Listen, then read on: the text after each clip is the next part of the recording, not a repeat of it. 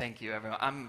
I'm not really sure I can describe how amazing it feels to be standing here this morning and to be surrounded by such warmth and so many wonderful people and smiling faces, and to also be surrounded by so many simchas and wonderful events. So this is a beautiful way to come home.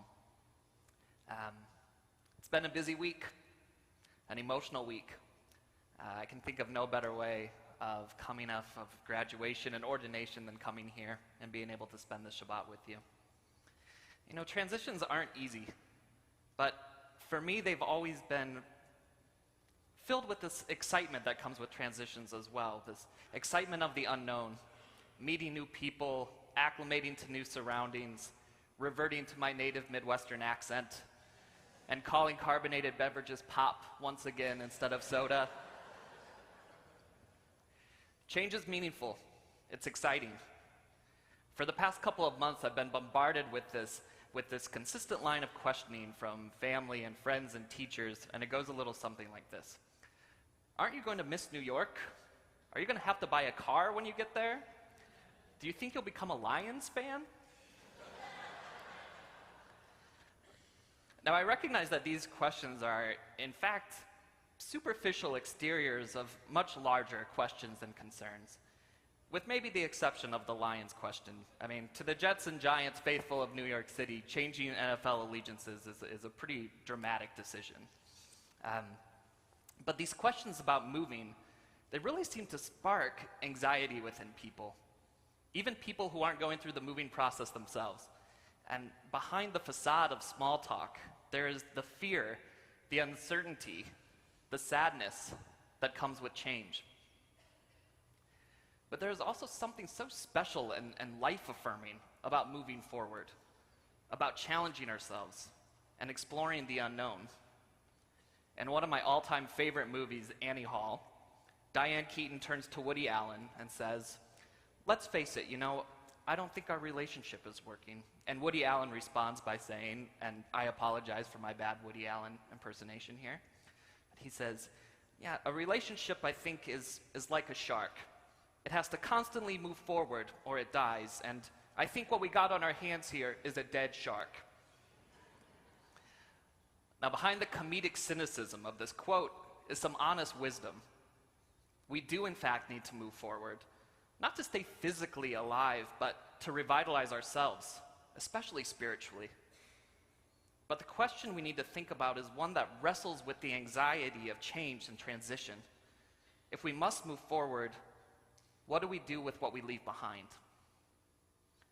Our Torah portion this week, Parashat Emor, illustrates a complex response to this existential question.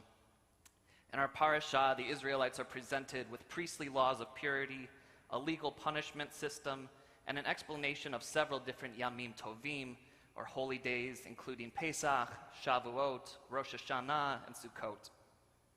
Daber b'nei Yisrael ve'amata alehem, moadei Hashem, asher tikra'u otam nikra'ei kodesh, elehem moadai.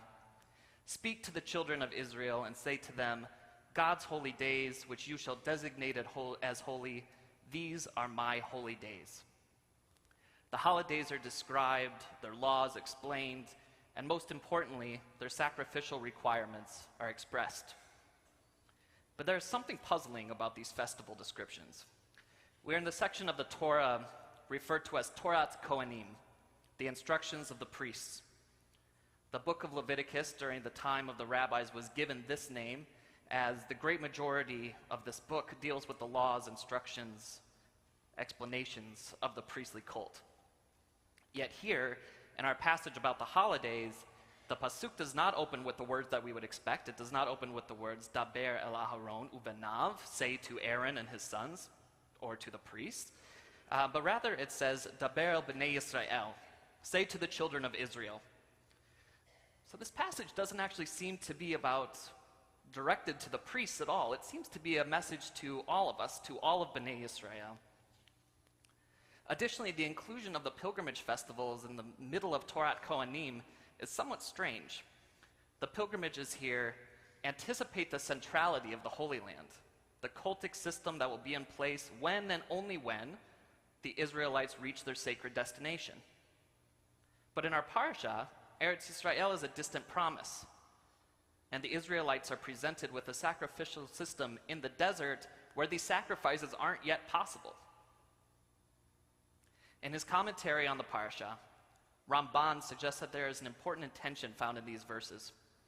Asking these same questions, Ramban explains that the inclusion of these holidays in the priestly instruction section of the Torah is done for the sake of the power of sacrifice itself.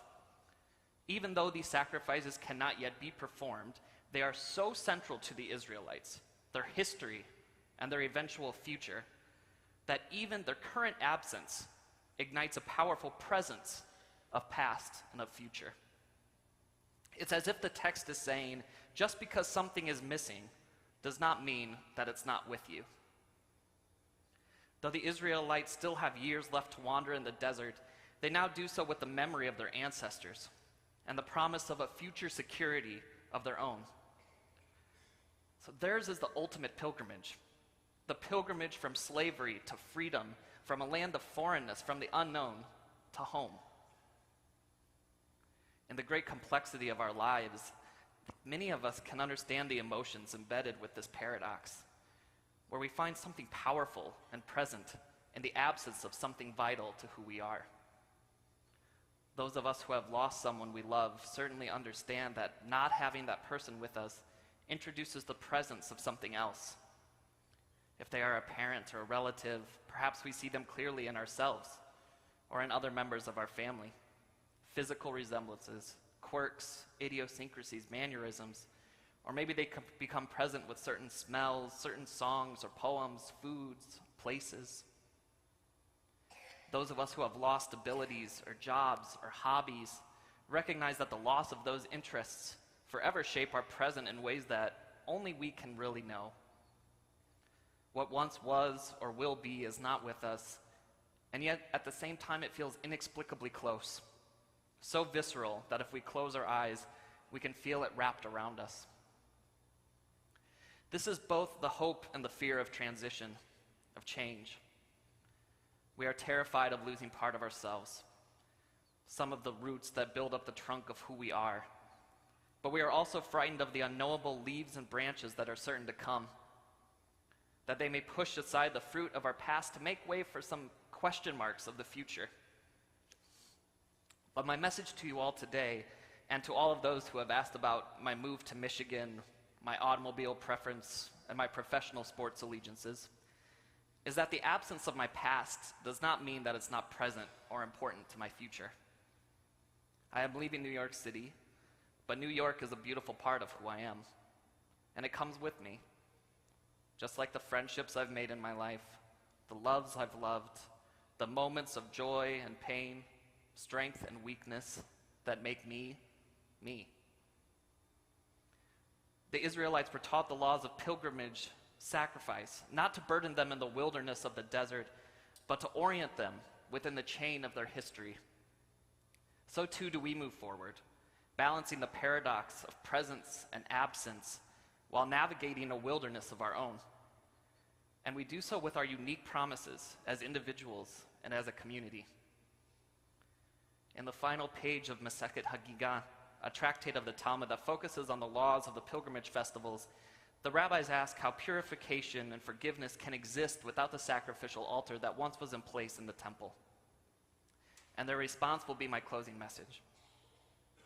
The rabbis say that while the table of the temple once atoned for our transgressions, where was the place where the offerings were made, the tables of our homes are now our source of purification, now that we no longer have the temple.